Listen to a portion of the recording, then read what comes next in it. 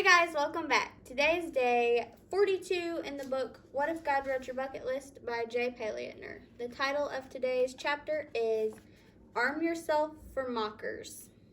If you haven't been with us for one of our What If Wednesdays, basically we just read a chapter out of this book, and this is just the author's idea of what God would put on your bucket list if he was writing it for you. And so each chapter is just like a page or two. Usually only takes us like less than 5 minutes to get through it, so it won't last forever. Don't run off. And then there's like a heartfelt bucket list item, if you will, at the end of each chapter. So we are going to jump in and read it, and then we will talk about it at the end. Consider this chapter a public service to Christians who are tired of being mocked. Do you sometimes feel attacked by late-night talk shows or animated sitcoms? Do those metal fish decals with little feet and the words Darwin tick you off? Maybe you're tired of the new atheists claiming that science is on their side.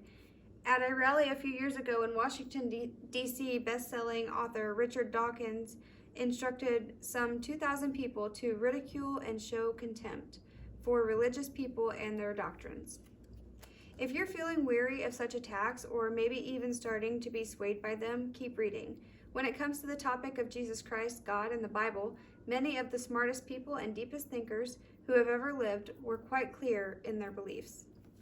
Then he has a whole bunch, A ton of quotes for, I'm assuming, encouragement for Christians from people. Assuming some of the smartest people and deepest thinkers. Yeah, as he says.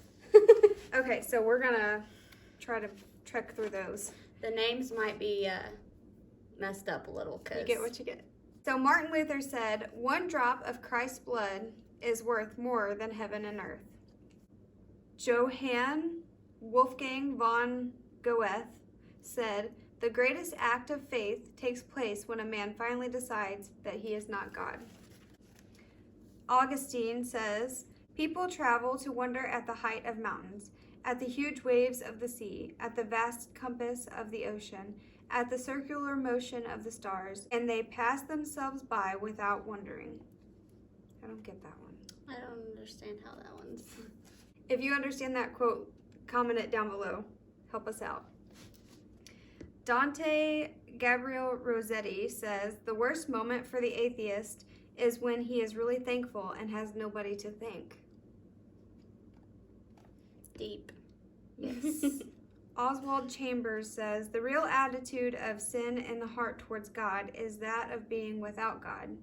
It is pride, the worship of myself. That is the great atheistic fact in human life." C.S. Lewis said, "I believe in Christianity as I believe that the sun has risen, not only because I see it, but because by it I see everything else." Jim Elliot says, "He is no fool who gives what he cannot keep to gain what he cannot lose." Billy Graham says, "I have read the last page of the Bible. It's all going to turn out all right." Winston Churchill said, Churchill. Yep. Winston Churchill said, that's not what I would have thought I would have messed up. Me either. Winston Churchill once said, "Men occasionally stumble over the truth, but most of them pick themselves up and hurry off as if nothing happened." That is so true. I mean, that one really is deep. How often do we read truth and then turn right around and then go back to our old ways? Anyways, Mark Twain said, It ain't those parts of the he really says ain't, okay. "It ain't those parts of the Bible that I can't understand that bother me. It's the parts that I do understand."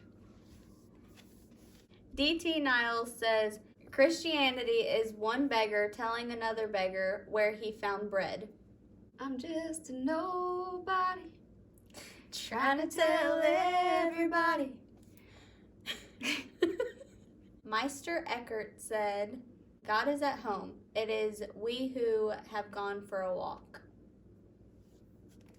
Abraham Lincoln said, "Sir, my concern is not whether God is on our side. My greatest concern is to be on God's side for God is always right. How do you even say that? Empedocles? Yeah, sure. Empedocles, maybe? Said, the nature of God is a circle of which the center is everywhere and the circumference is nowhere. John Chrysostom said, a comprehended God is no God. Charles Spurgeon said, as sure as God puts his children in the furnace, he will be in the furnace with them. Ask Shadrach, Meshach, and Abednego. They know. Teresa of Avila said, he who has God finds he lacks nothing. God alone suffices. Evelyn Underhill, not Hill Under.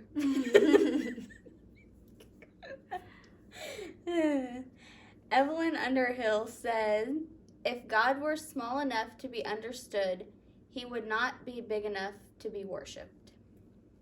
D.L. Moody said, out of 100 men, one will read the Bible, the other 99 will read the Christian.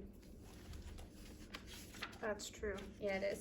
Robert A. Laidlaw said, God exists whether or not men may choose to believe in him. The reason why many people do not believe in God is not so much that it is intellectually impossible to believe in God, but because belief in God forces the thoughtful person to face the fact that he is accountable to such a God. Which is a hard pill to swallow sometimes. Yes. Sorry if you can hear, like, the thunder sound. It's not storming here. It's just my children. Really does sound like thunder. Yeah, it does.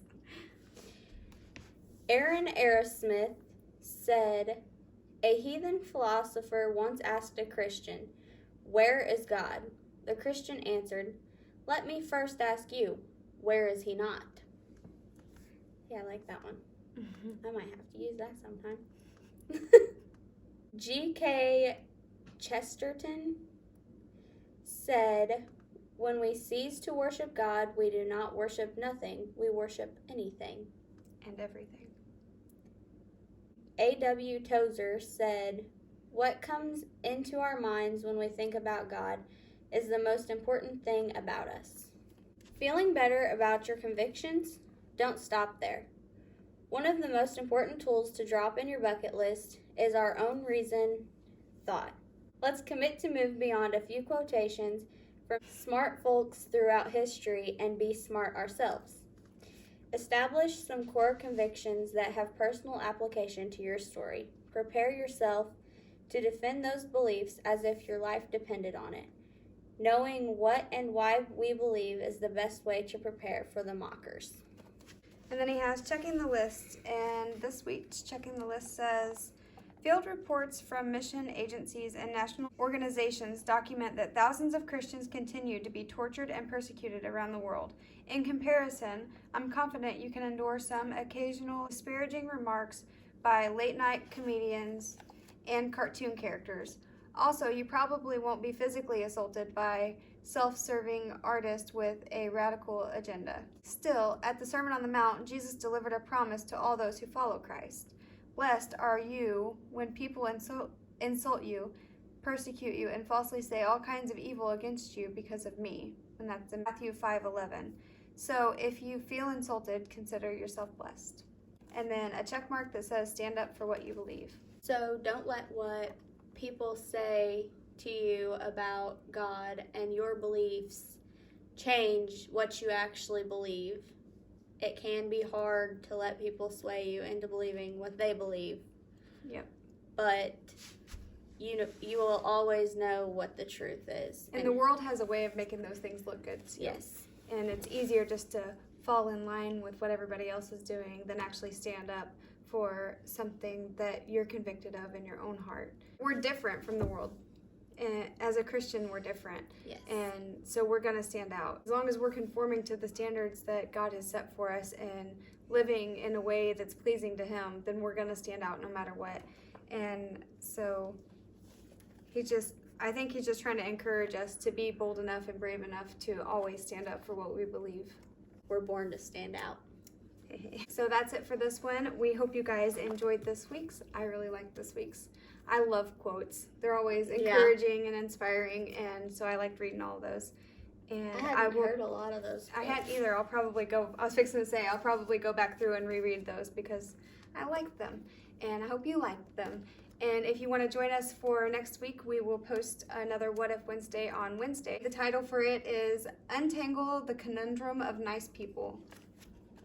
So we'll see what that says next Wednesday. Monday we will do a Bible study, and on Fridays we just do some kind of a fun video, makeup, fashion, Food. DIY, food, anything like that, something fun. So if you guys like hanging out with us, be sure to like and subscribe to our channel. And if you want to be notified when we do upload, hit the little bell after you subscribe.